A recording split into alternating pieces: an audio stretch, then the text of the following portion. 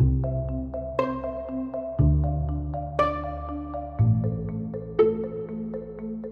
you ever heard that an assessment has a linking study and wondered what that really meant?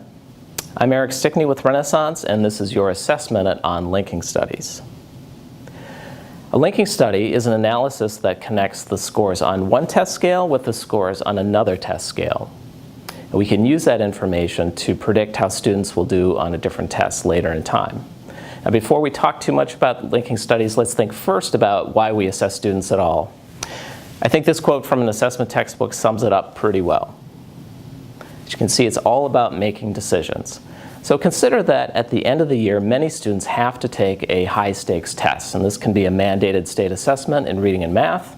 It can be an end-of-course test, and some students even take college entrance tests such as the ACT and SAT. Now, if you had a reliable estimate earlier in the year as to how students might do on that test, you could use that information all sorts of ways. You could provide feedback to the student, you could make different instructional decisions, you could make decisions on grouping or otherwise allocating the resources you have. And this is where linking studies come in. With a linking study in place and with growth norms, you can estimate performance many months in advance. For example, a STAR score, the STAR test administered earlier in the year, can predict end-of-year high-stakes tests with a high degree of accuracy. So how are these made? Well, every test has its own scale. STAR assessments, for example, range from about 0 to 1,400. Your state test may run from 600 to 800 or 2,000 to 3,000 or something else. We begin the process of the study by finding students and collecting data on those students who have taken both tests in the same year.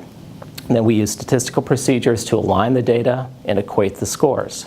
The result can look something like this. This is a concordance table, and it sort of indicates how these different scores relate and what's an equivalent score for all or nearly all of the scores on one test to the other. So to learn more about how to use and interpret this data, check out our next Assess Minute video on predicting performance on high-stakes tests.